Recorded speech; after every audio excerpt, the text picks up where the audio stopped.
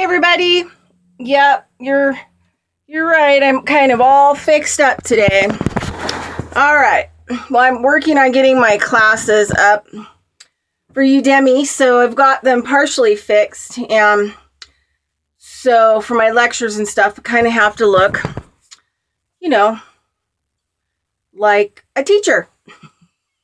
So anyway, I have a hairdo. Woohoo.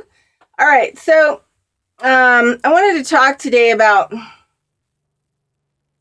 a story about a ram, a male sheep, and I'd like to talk about regulations and all kinds of crap that, keep us from being free and being able to do our own work. Now, with that said, like my friend Jill says, you've got to be a good human. And you have to be, respectful and be a good human to everything around you, right? So the more that we tolerate,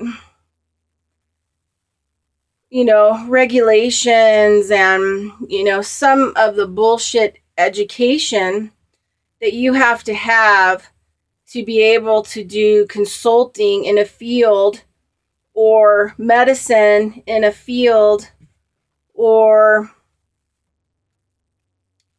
your farm, which was passed down, and you can only learn from your farm really by experience. You can take some classes, but really it's about, doing it. For example, acupuncture is documented over 10,000 years old. But yet a person that would come from China becomes a citizen, who his family is 7 lines of acupuncturists, 7 generations of acupuncturists, which means that almost everybody in his family did acupuncture. And he grew up and saw it and was trained by his family. And then he comes to America and he can't do acupuncture. He's not grandfathered in. And then he has to go to some school that's white made, American made. And he's thinking to himself, wow, these people are really stupid because they don't really even comprehend so many things that he had learned or she had learned. So I'm not saying, like go out there and break the law, but you're a being. And everybody has their own abilities and skills that they are good at, that comes from their families, things that are in your genetic that you're predisposed for. And there's just no way that, say you don't have any skill with compassion or tenderness or nurturing, you're not going to be a very good massage therapist. Doesn't matter, what kind of school you go to. And you're probably not going to be really successful. Because in the end, that school, your focus is on money. Because you had to pay money to go to that school. Instead of apprenticeships, and this is the part. I'm 50 now. And I always was different. Back when I was a kid, there were only boys teams. So my dad always wanted to coach me. So I was always on a boys team. I was on boys t-ball. Sometimes I was the only girl on the team. So I've always been kind of out of the box. And I come from, 2 bloodlines of people who are shamans, medicine people. I've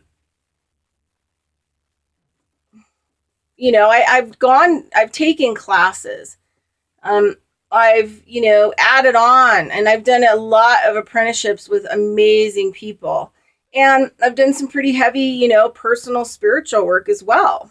And I'm not saying I'm done by any means. But at this point in my life, I've kind of reached this point of just because there's a license on the wall.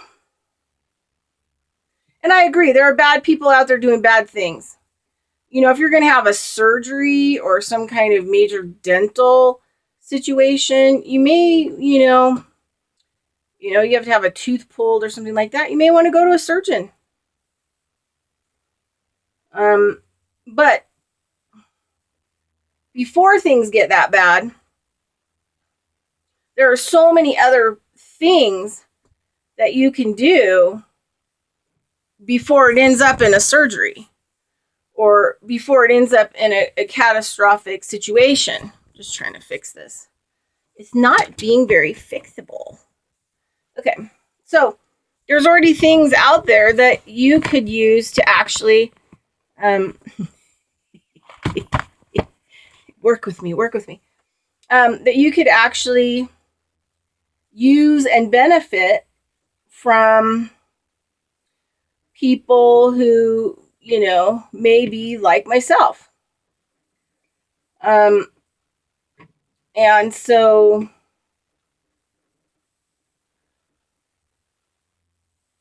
I'm going to tell you kind of a story, and it has to do, so you know what? You got to follow your heart. And sometimes in this overly regulated world, well, let me just tell you this. In the state of Nevada, just because you have a license and you're regulated by some board does not make you good. And it does not make you a good person. It does not make you good at the work that you are doing. And it doesn't mean anything. Right? Especially because if it's not in your heart, it's not in your heart. And if you're doing it to make money, it's not in your heart. And it's not good. And I get, that we need money. Right? I get that. But I end up giving a lot of the work away I do for free. Because so many people are in fear. And they're controlled and manipulated into certain kinds of thinking. And it's lies. It's total lies. So, I have to remember, I think it was Ensign. Senator Ensign, I believe. Okay, that guy was a veterinarian in Nevada, became a senator, and ended up being the largest con artist that Nevada saw. He ended up having to step down because it came out that he had an affair. So, during his stay as a senator, to get money from veterinarians in the state of Nevada to continue to pay him to be creating laws and pushing laws for veterinarians, not only in the state of Nevada, but other places in the United States. And a lot of these laws are wrong.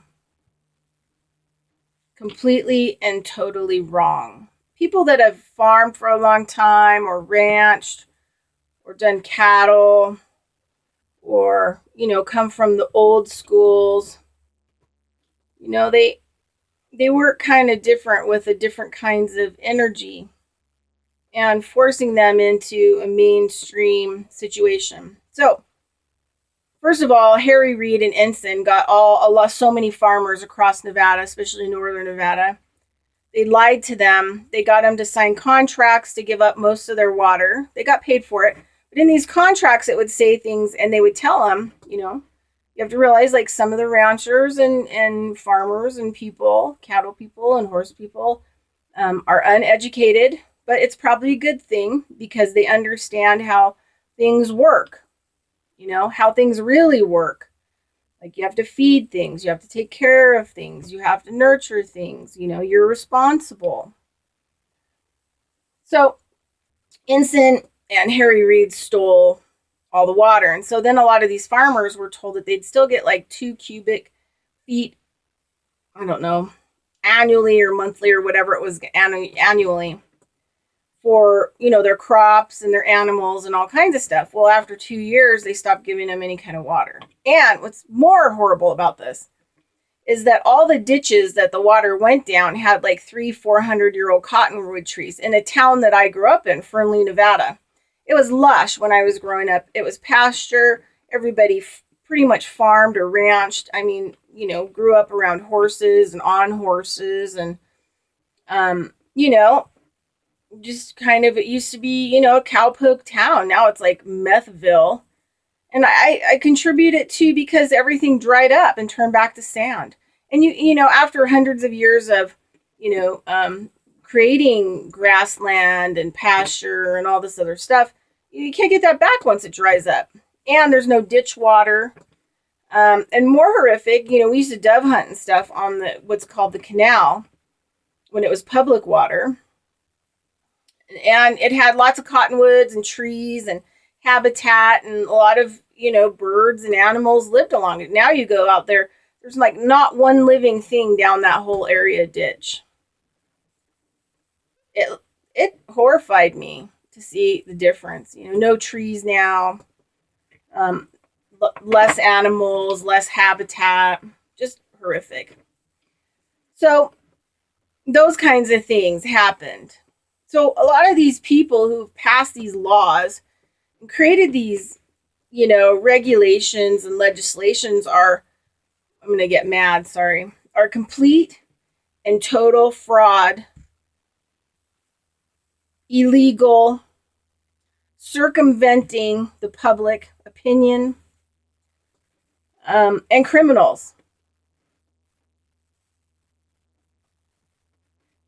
And had made it difficult for people like me to work within my community, trained in the work that I do, whether it's family taught lineage, it's in my genetics.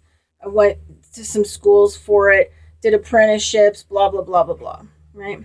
Because you got to remember, before the AMA came along and forced everything good out, including cancer cures. Yes, there were cancer cures in the 1940s. A product called Hoxie, a man with the last name of Hoxie, who fought to open clinics to cure with herbal medicine skin cancer and internal cancer, and was very successful. Now you can go down to Mexico, Tijuana, and they have a clinic down there. But he was forced out. They kept arresting him. And this is one of the reasons AMA passed a lot of the laws that they have, is because of alternative practitioners who were doing real medicine that came from families and old types, what I call original medicine. And it became outlawed. And then he was forced out of the United States and into Tijuana, where his clinic still exists. So anyway, one of the big things that happened because of Ensign is not only did it radically affect Nevada, but then Senator Ensign, he was in Congress, but it radically affected the whole United States. So farm people and horse people and cattle people, I don't even know if a lot of them even know this. I mean, it's been kind of regulation for a long time. So I'm not even going to call it a law because it's regulatory. So unless you're underneath, that board, you sign up to be a veterinarian of medicine, that regulation really only applies to those people. That regulatory board is not allowed to step out of its jurisdiction and prosecute anybody. But yet they make people think that they can. Another fraud that's perpetuated on the people. And another thing, never go to one of their boards. If you're not licensed by a massage board, no matter what they send you in the mail, you never appear before their board, because then you give them nonverbal jurisdiction over you or whoever else it's going to be, right? You like keep telling them, well, just take me to court, to real court. No, let's have a trial. Try me, right? Just wait, because they're not going to do it. And the regular court isn't going to be able to pick it up because it's underneath a private court, which is a corporation that you're not licensed by. So, as long as you know your rights and you know the law, stand your ground. I think it's bullshit.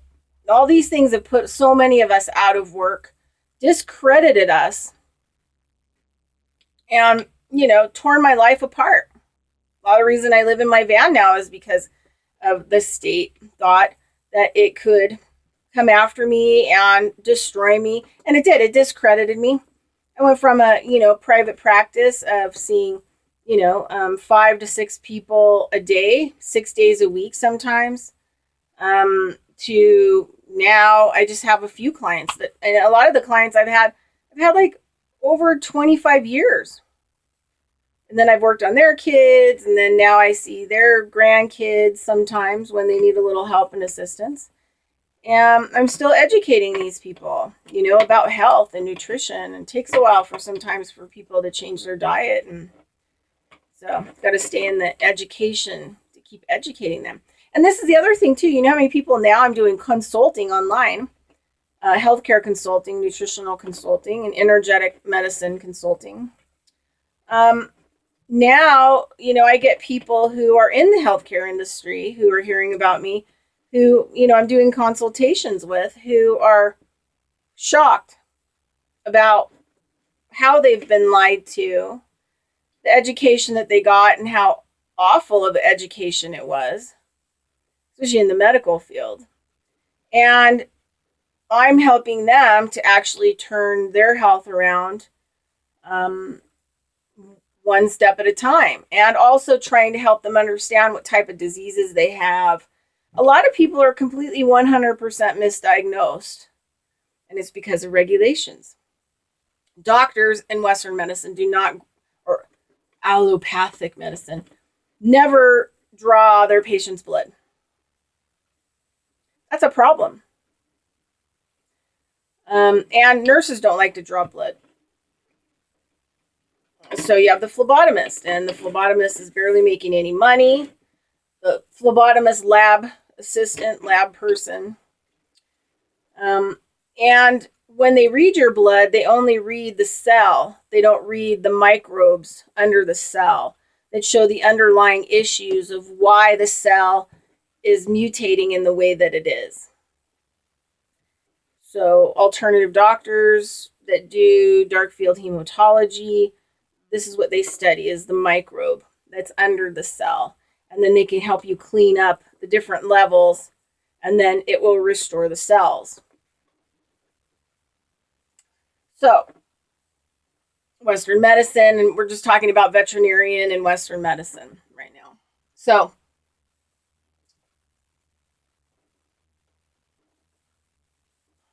doctors, so the phlebotomist, has a stack of blood that it has to get, that they have to get on all kinds of different floors. And they have like timelines because they're regulated. They only get like around $11 an hour.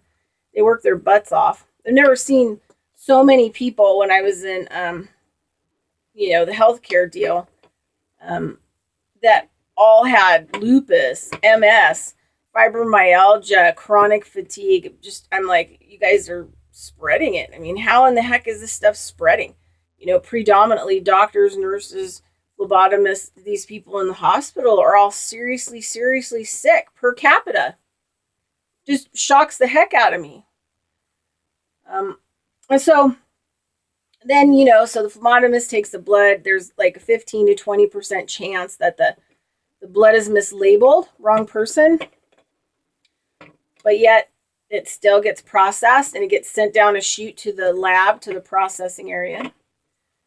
If a wrong tube is drawn in the process of a blood draw, or you go back into the same vein shortly after, same area, a tube has been drawn, it can make the blood look like a certain kinds of disease because each tube has a different gas or crystal or whatever else in it that the blood goes into.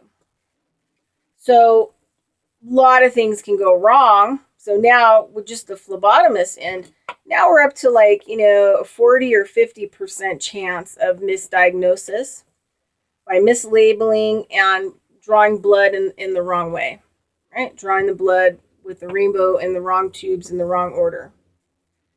Okay, so then it goes to the lab, and the lab diagnoses it. It can get lost. It can, it cannot get put on ice, and it can go bad. And then they're looking at it, trying to diagnose it. Lots of things can happen there. And then, they could miswrite the lab findings on the wrong file for the wrong patient. And then the doctor gets it. So the doctor is saying you have such and such and such disease based on a whole chain of events that he wasn't involved with, nor did he follow, nor did he overlook or oversee. And now he's going to what? He's going to tell you need surgery. He needs you to send you to a specialist. He needs you to start taking these medications like right away. Off what? A pretty possibility of we're talking 85% fraudulent document and fraudulent lab results. So this kind of stuff just gets me so like revved up. It just totally gets me revved up. So this is the deal, folks, is that you've got to get a grip. And you've got to wake up, because this planet depends on it. The animals on the planet depend on it. All the plants and water depend on it.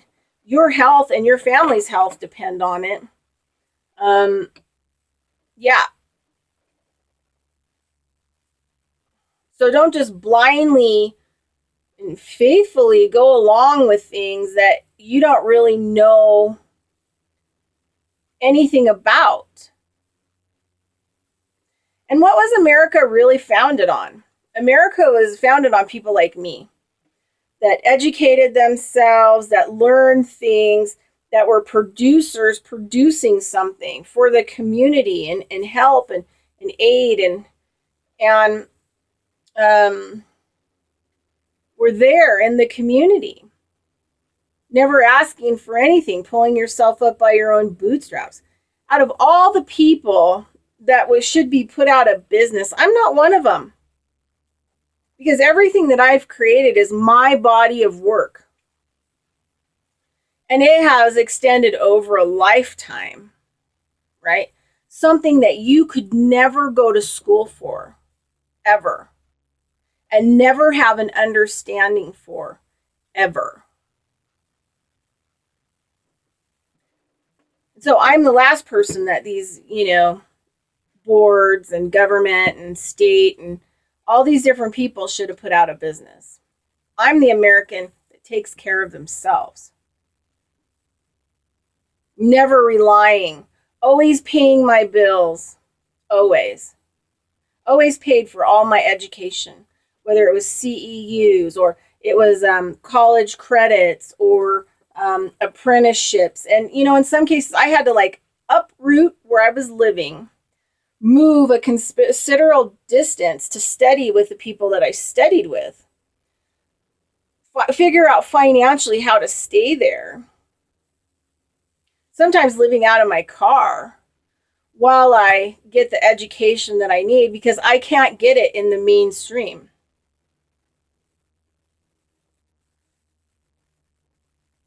So there's two different Americas.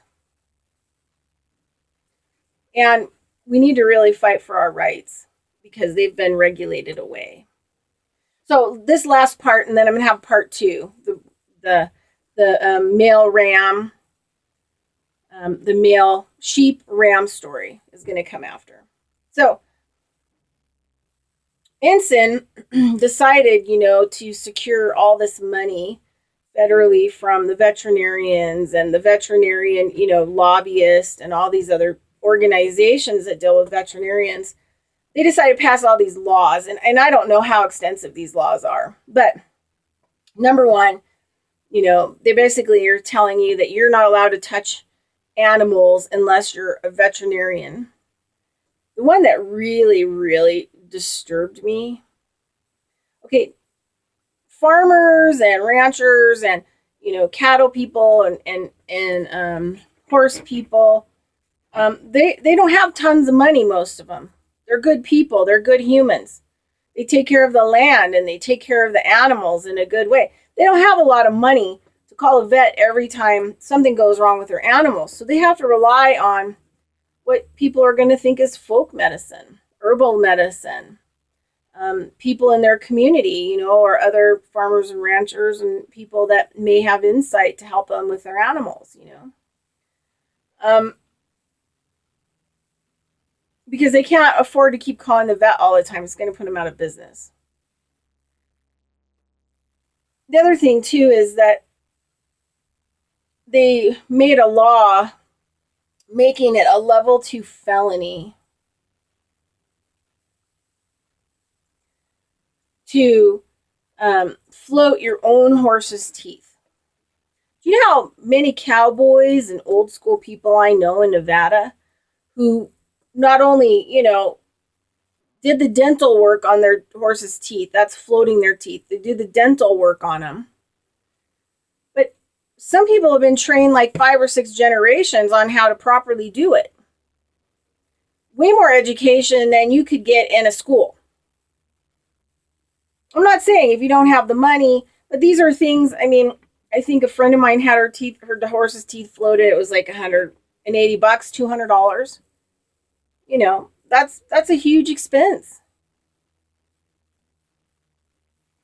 Right? And it's the right to caretake your animals. These are your rights. Then they took away because, veterinarians aren't making enough money in their practices because now they have like $400,000 of student loans. Now they take away teeth cleaning. So I was talking to a lady here in town who's been, with dogs. She's been grooming them for like 40 years, 40 or 50 years. It's like the thing that she loves. She has more experience than any vet could ever have when it comes to like grooming, the anal gland release, nail clipping, teeth, back in the day, they did all the teeth. Well, every time you bring your dog in, they'd check the teeth and they'd remove some of the plaque. So it wasn't a major ordeal and you didn't have major plaque in your dog's teeth. And that, every 3 or 4 years, you have to take your dog in for a surgery to have the plaque removed off their teeth, where they can actually over-medicate your animals, giving them a stroke and damaging their brain, right? So you take it from this do no harm thing to doing harm. Medicating the animal, putting them under, giving them too much, sleeping medication so it can damage their brain and if not, kill them. And then they're going to charge you for their mistakes. Oh, we had to resuscitate your cat twice because the medication we gave him killed him. Oh, so your bill's $3,000. What? Are you kidding me? So if Trump's listening, Trump, deregulate veterinarian care, deregulate the medical AMA association, let people who can take care of their animals, who have for thousands of years with domesticated animals, let them take care of them. Let them go back to the ways that they took care of them. Because they're going to have to let their animal die if they're going to have to rely on veterinarian medicine. Because they're not going to be able to afford it. Because part of ranching and farming and all of these things is your ability to take care of these animals and to gain insight and knowledge on how to take care of them properly.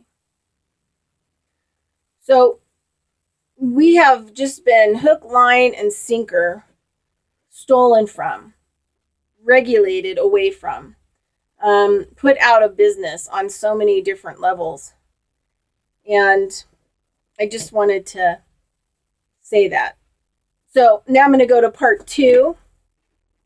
And so this video will go up right after it.